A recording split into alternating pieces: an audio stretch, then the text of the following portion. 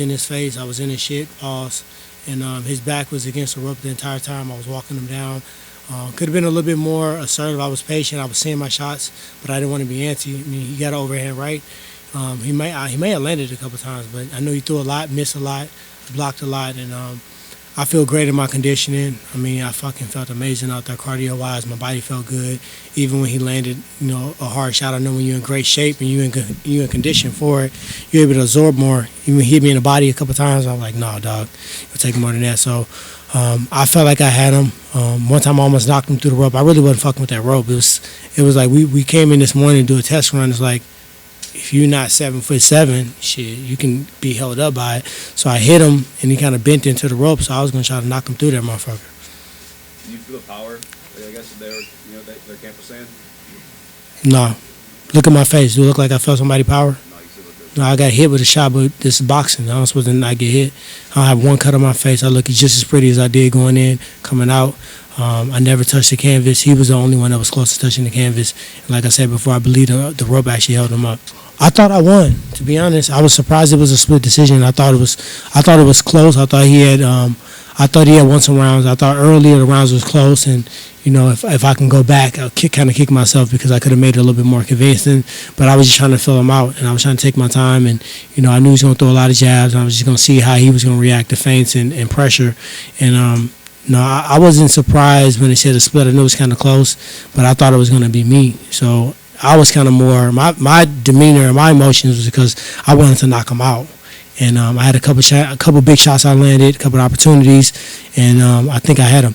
I had him hurt. I had him tired a couple times, and I didn't press him a little bit. I should have pressed him a little bit more, but I was just, my last fight, I had a guy on the ropes, and I fucking went ape shit on him. I was going crazy, and I got snuck with a punch, so I was just trying to be a little bit more smart. I had the biggest moment in the fight for sure, but I told you guys a long time ago. I said don't get this shit fucked up. Everybody like, oh, this YouTube reverse. No, I told you it's gonna look like a fight. I said it from the very beginning. I never played it like it wasn't a fight. You can see the way I was training, the way I was built, my conditioning. I knew it was gonna be a fight, but I was gonna be patient. I was expecting myself to get the knockout, so I definitely had the biggest moment. I feel like that's when the momentum shifted in that round, and I feel like I had the bigger punches, and I feel like I had more pressure.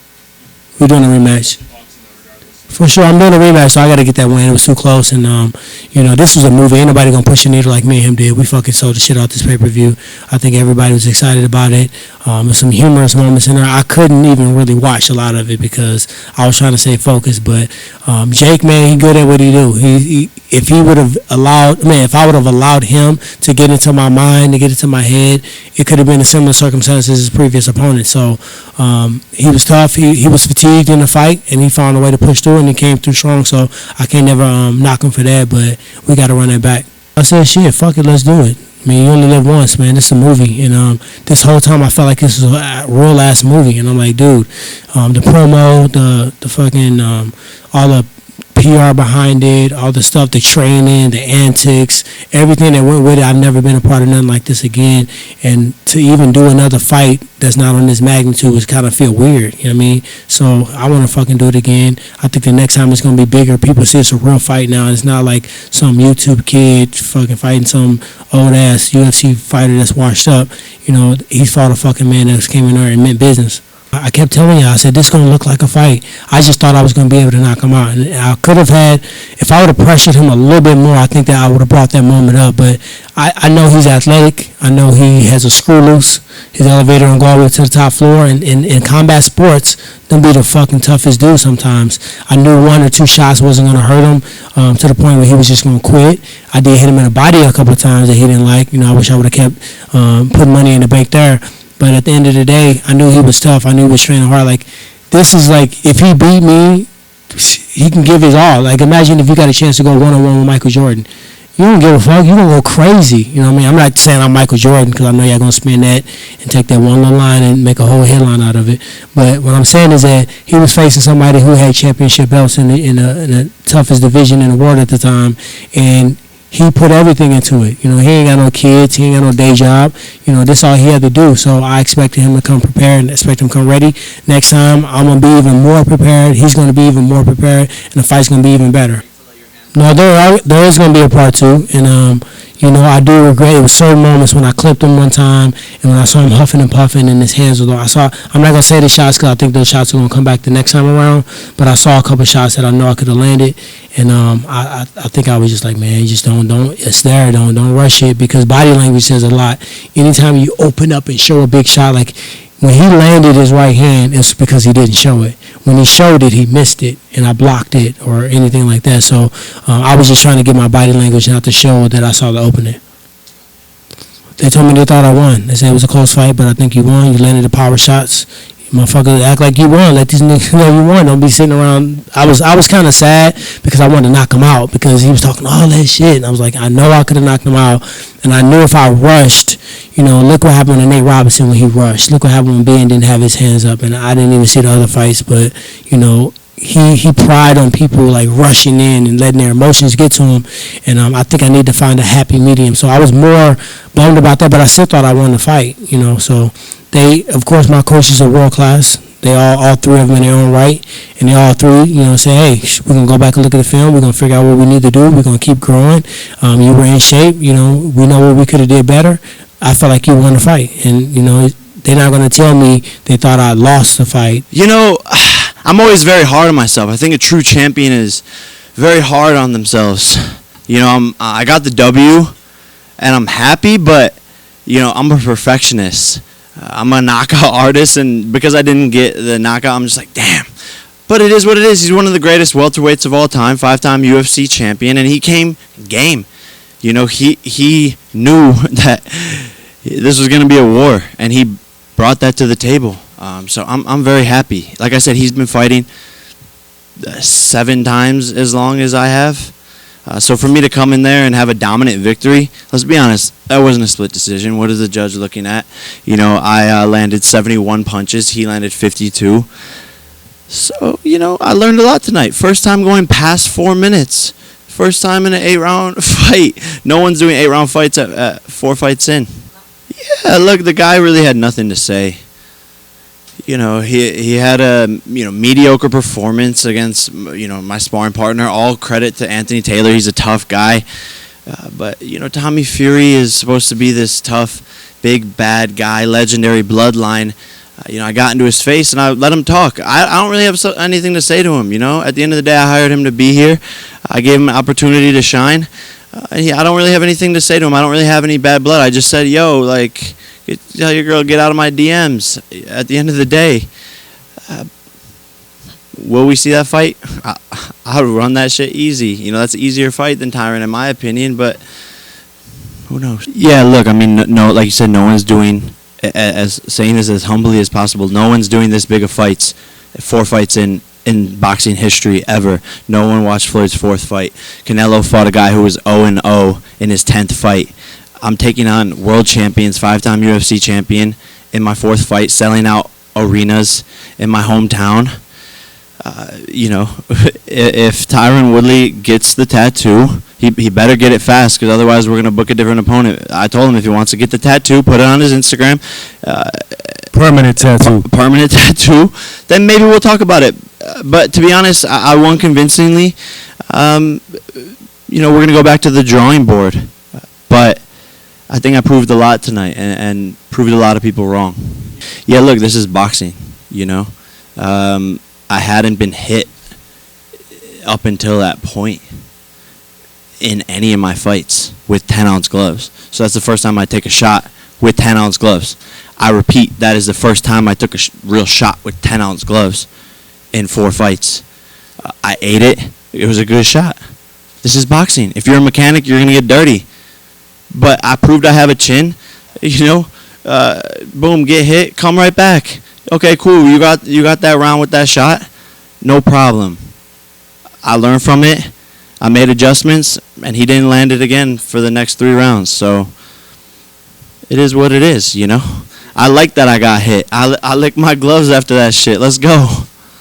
So something in my legs was a little off even before the fight started. So most of my other fights I felt amazing, like a rocket ship about to go off. This fight I was just like a little slow. I think maybe we had too long of a camp. I think I've been doing this back to back to back to back to back, 4 fights 18 months. Most pros aren't even that active. So, I could have done better always. There's always room for improvement in this sport, no matter who you are. And I want to be a champion, a world champion.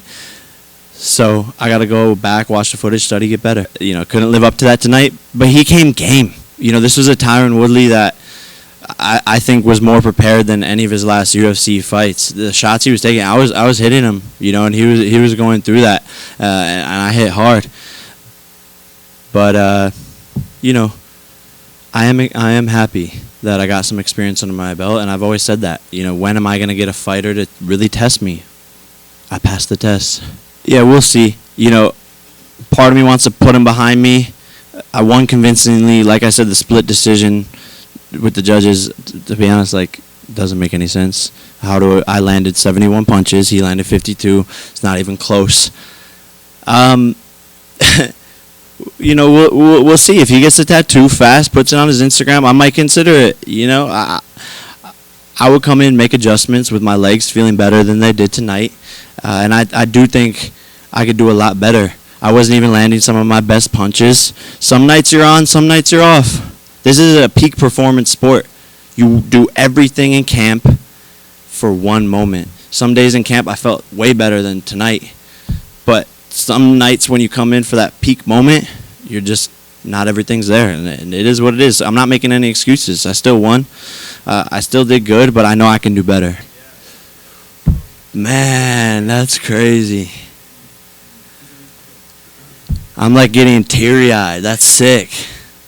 Man, like I said, I was in those stands 12 years ago screaming, LeBron, LeBron, LeBron, trying to get him to notice me. So for him to even tweet about this, that's crazy.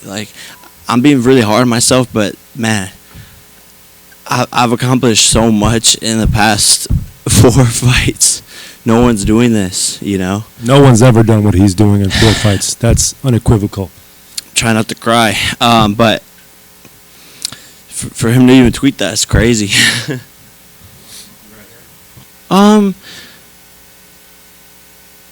He earned my respect. He was game, He was bringing the fight. And at the end of the day, it's 2 men going in there risking their lives. So after all the shit talk is done, I'm cool with showing respect. But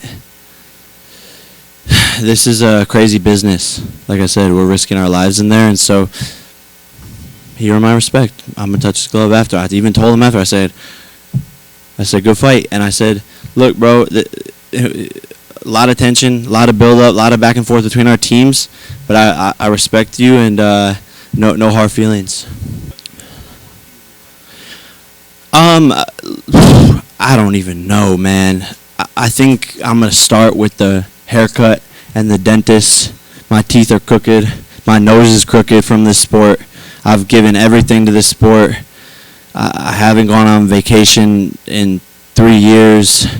There's a lot for me to do right now. We'll see. I have a beautiful girlfriend who needs some attention. I have a lot of things to figure out. Nikisa and I, we're gonna go back to the drawing board and figure it out. This is my bread and butter right now, though. So we'll see. Right now I'm a little tired. That was my first 8-round fight. So I might wake up tomorrow morning and be like, let's fucking go. Sign the next contract. Or I might wake up and be like, damn, I need to go to Turks and Caicos. Honestly, I was thinking about this. I'm probably gonna bring the fight back here. Bro, this was dope. This was a dream come true. And you saw the audience, and the gate we did today was crazy. We got some stats, but the live gate was bigger than Conor McGregor's headlining event of the UFC in his hometown, Dublin, Ireland. So I sold more tickets than Conor McGregor did with the whole backing of the UFC in my 4th fight ever. We did more revenue. So might as well just bring it back here, and the crowd was lit. Everything was dope about this fight week. I'm salivating too because I'm just getting warmed up. Conor McGregor has a lot more to focus on besides me right now. I'm 5 wins in a row. He's 1-3 in the past 4 years. So guy needs to get off of his little vodka or whatever the fuck his brand is and sober up and start to get back in the fucking gym, and then we can fucking fight. But to be honest, no way he hits harder than Woodley. He doesn't weigh as much as Woodley. He's shorter than Woodley. I said it before the fight. I think Woodley's a harder fight than him, especially on the weight where he's going. Connor's going down. I'm going up. Woodley came in game. We'll see. When you read me the tweet, I read it like, these guys both suck. Again, another loser talking up. Of course, he wants a payday. I'm the money fighter, one of the money fighters now in boxing. The guy's got a chin, but he doesn't land punches, right? So, that fight's there. No problem. Thank you for the attention. Thank you for watching me. I appreciate it, fanboy. Let's go, baby. I love it. Keep on doubting me. All of you, whoever it is. I know there's a lot of supporters in this fucking room, but whoever it is, everyone said leading up to the fight, Tyron Woodley's in Jake's head. Tyron Woodley's in Jake's head. Get the fuck out of here. I'm made of steel from toe to head to brain, everything. So I'm just getting warmed up and, keep doubting me. You'll see.